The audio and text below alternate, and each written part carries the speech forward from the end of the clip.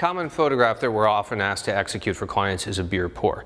So there are three basic types of beer pours. There's the poured glass, there is beer that's pouring through a bottle into a glass, and then what's coming from a tapper. So how do you create a beer pouring out of a bottle? Well, you got to cut the bottom of the bottle because I want to rig that bottle up so that I can have repeatability. I don't want to have to like pour every time and try to guess where I am. I want to be able to craft that. I want to really be able to perfect my lighting, perfect the pour, where it's hitting in the glass, and make it happen time and time again so I can get the right shot, the shot that I really want. So how do you cut the bottom of the bottle off so that you can rig it up? Well, there are a couple of different ways. The first method is through fire.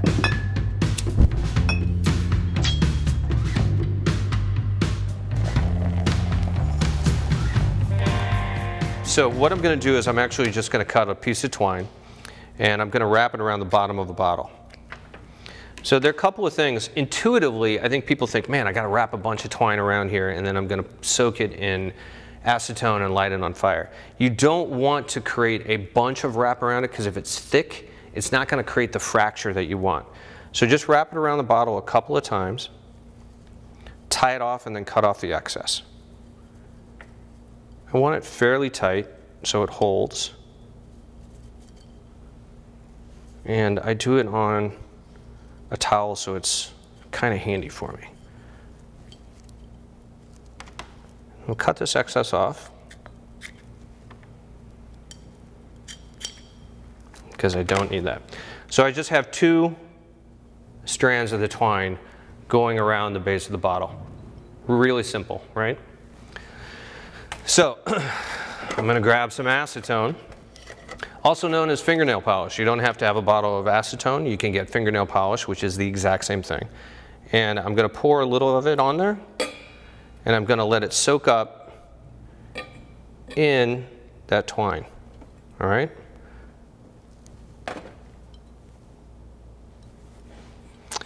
I've got a little down in the base of this bowl, so I'm going to just stick the twine in there, let it soak up a little bit more, and I'm going to let the excess drip off. Now here's where it gets interesting and fun. Creme brulee torch. I'm going to take this and I'm going to light that bottle on fire. And now I'm going to spin it. I'm going to rotate it until that light goes out. I want that heat to build up on that line of twine because it's going to create a fracture. And once it starts to go out, I'm going to drop it into a bucket of ice water, and the bottom's going to crack right off.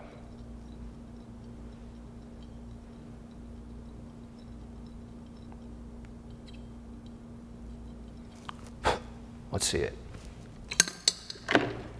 Boom. Couldn't be any easier than that. Very simple. Now, it's not the cleanest, most perfect cut in the world. It's a little bit jagged, but you can see how it heated it up and it caused a fracture on that bottom. It split a little bit past where my twine was, but that's okay. It was getting that heat. And when I cut it, or when I dropped it in the ice water, the bottom piece fell right off. That's exactly what I need.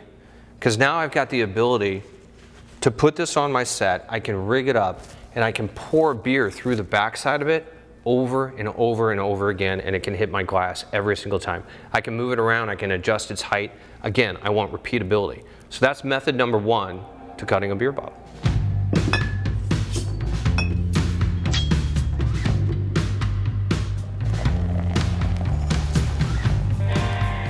So if you're concerned about fire and burning your house or your studio down, there is another way to do it, and that is with a bottle cutting device. This one is made by a company called Kinkajou. And it's a very simple device where we actually just have a few little components that we need in order to cut a bottle. So it basically works as a clamp system, and it has a cutting wheel here. So I'm going to put the bottle inside of these rollers, clamp the bottle onto it, and then I'm going to engage this little cutting wheel, spin the bottle, then I'll be able to tap it. I'm going to run hot water on it and then drop it into ice, and that should crack it right off. So first thing to do is get it in here and get it set so that I can clamp it down.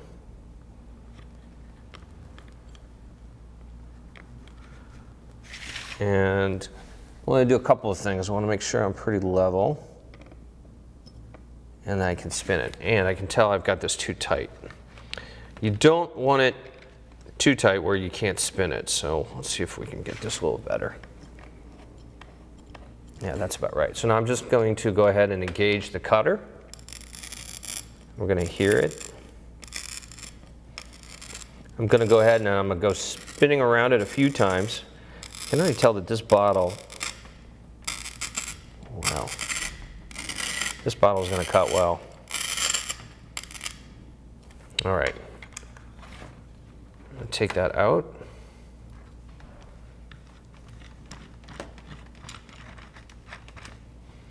And unlock it. And now I've got a nice cut line all the way around that.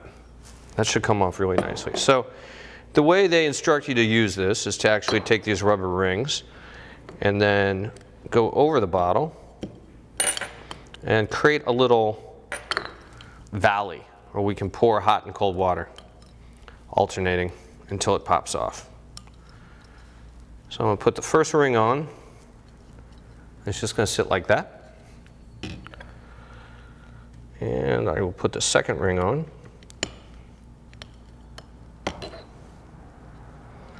Get it fitted well. And I've got that little valley. Now, I'm going to take a cutting wheel and I'm just going to tap it.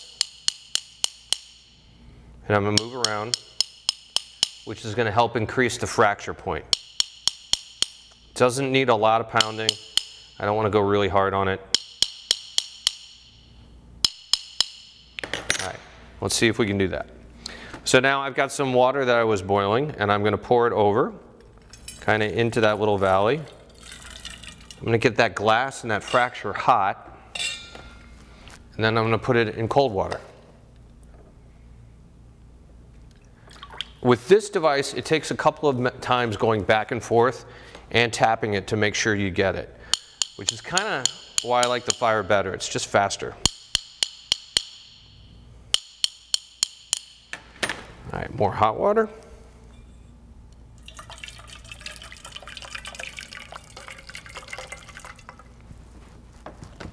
And let's go into cold.